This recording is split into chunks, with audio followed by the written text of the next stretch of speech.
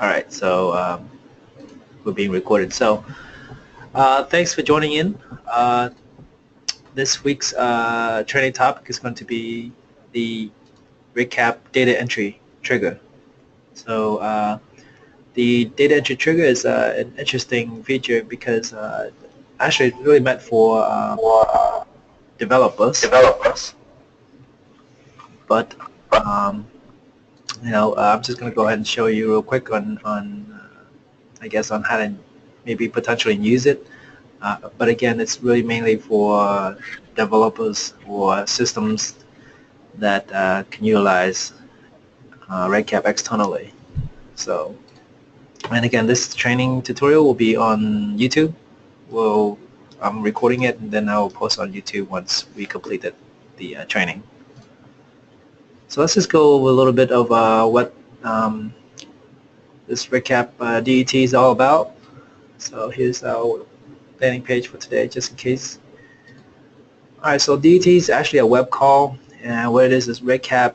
Once a new record has been appended or changed in any of the instruments within REDCap, REDCap will then send a post, HTTP post method to a certain URL or certain web endpoint. Like in this case, maybe localhost, some API, some location, like that. So, okay. So REDCap initiates a call because the changes is happening in REDCap. Like a survey, somebody's taking a survey, someone's updating a record in the database of a certain project. It then internally initiates the call to that web address that we just added. Again, like I said, it's using HTTP post method. Again, any survey or instruments changed, then it will actually just send it to this location here. So one couple of ways you can use this is for real-time notifications, like the title we have.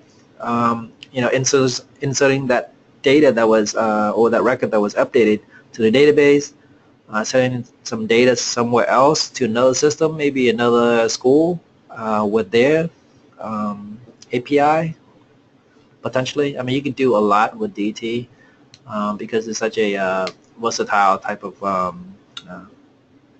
I guess a call. So anyways, I'm going to go ahead and demonstrate to you how to use it.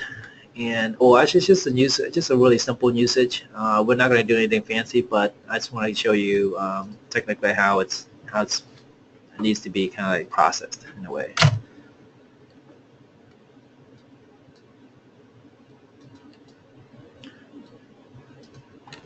All right, so I have Visual Studio opened up here. I have a test project, and it's just going to utilize that trigger that we're talking about here. But this project, basically, you can have any application that takes in a web service call, and what we're doing is we're saying that once the trigger happens, it sends that data, that information to this application here. Let me go ahead and open this REDCap. I'll show you. We need a place to trigger the DET. So let me go ahead and log into this local REDCap instance that I have. It's just a test instance. So before you can even get started here with DET, you have to know where to enable it. So it's click on your project setup and scroll down to additional customizations. Within this screen, you have this option. Interestingly, it's right here, data entry trigger, and you can read a little bit more about it. So all the information I provided to you right here. But the interesting aspects of the DET, the trigger itself, it sends bits of information about the change that happened, like the project ID of the record that was changed, the username, instrument, the record itself, event name, data access group, if it's completed, the URL and the project URL. So you can make use of that information if, let's say, your application or system or website or whatever can utilize this information. Let's just say, for example, you need to log this information once a trigger has happened. So after all that information, knowing what it sends through the post, this is where you tell it to send to a certain location. So if you want to go to Amazon.com to some certain API or something, that they'll send it there. In our case, we're just going to send it to our own little local web server, and in the URL on this endpoint here is where we're taking in some data. So I developed a small simple application that takes in the trigger information. So this is developed prior. Okay. So again, we can test it. I don't think it's going to work because I haven't turned it on yet. So once we turn it on, I'll show you it's okay. So we have to turn it on. We have to kind of like debug our little web application here. Flipping back to Visual Studio, I'm just going to show you my controller here. So basically the localhost /API/trigger, because that's my controller's name.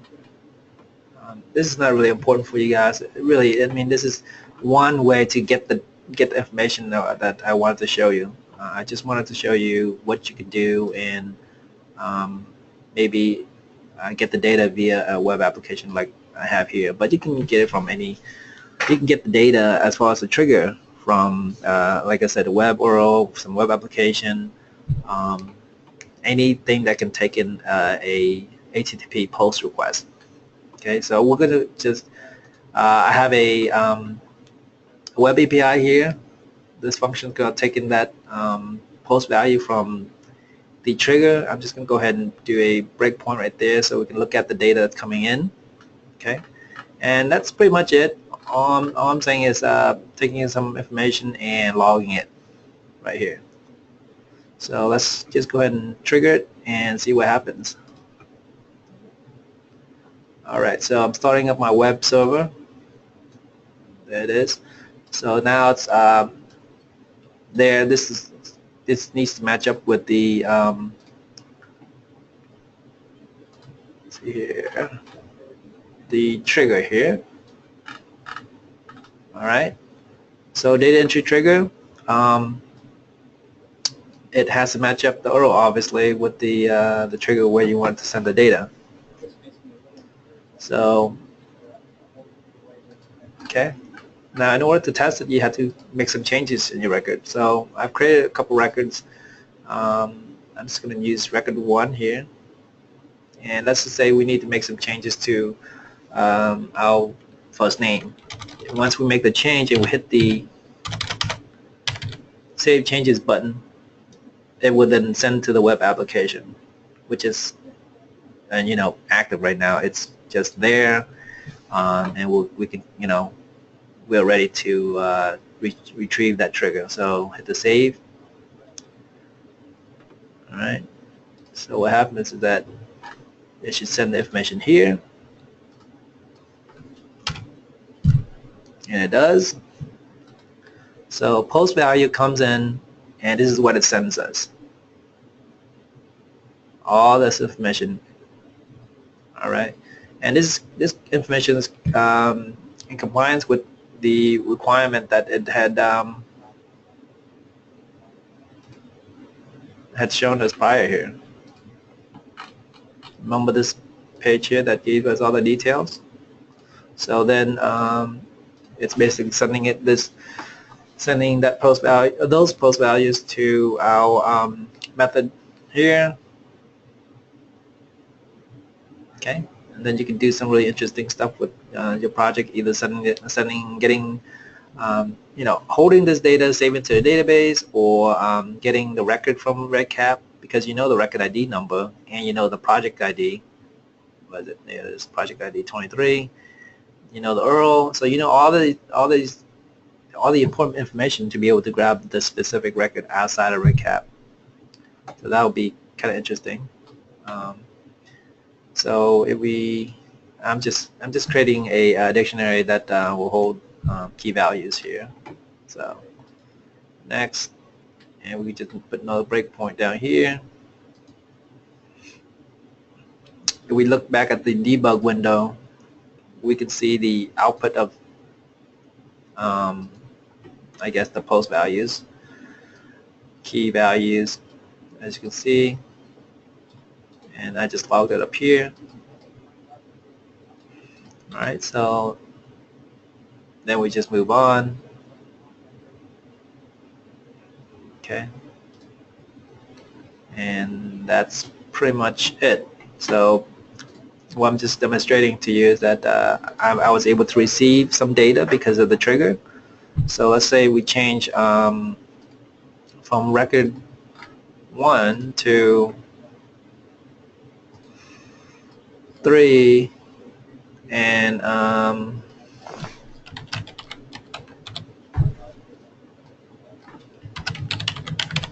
you know, we change the name of this person here, hit the save button.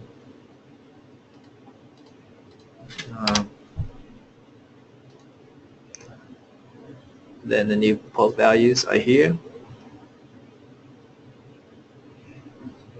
That's the information of the trigger, not the record itself. So any change in the record, remember, any change in record or instruments or change from surveys will trigger the information and it's sent to this web address. So same thing. And that's pretty much the technical piece of trigger. So a few things what you can do with this is that you can save this information to a database. You know, once you have this record information, you can make an API call to REDCap itself. You know,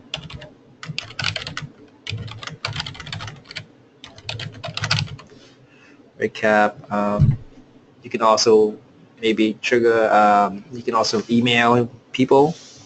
Email the list of users that you wanted to email. You can also maybe pull the record that was provided for this project to a database, or send data maybe to another web address, or maybe some system that requires this information. So there's actually a lot in usage. We've done a few projects using DET. It's extremely powerful. I guess comment on YouTube if you need to. Ask questions if you want to on YouTube, or you can just email or post us. Email is going to be at this location here. At bc.edu. Let us know what you think, and tune in to, I guess, to the next week's training topic. I'm not sure what we'll post next week, but we'll have that on the website here. Yeah, the Big Portal website. Okay, information here right on top. You just click on this link here. Once you get to the site, you just click on the link. I'll show you the information here. But yes, that's pretty much it. DET, real-time notifications, if you use it for that purpose, right? So any change in a survey or a database record triggers a call to a web address. And that web address would be a web application, your web API, any service that you have that's reachable via HTTP, because that's what the trigger uses to send data to it. All right. Thanks for tuning in, and look forward to seeing you next week.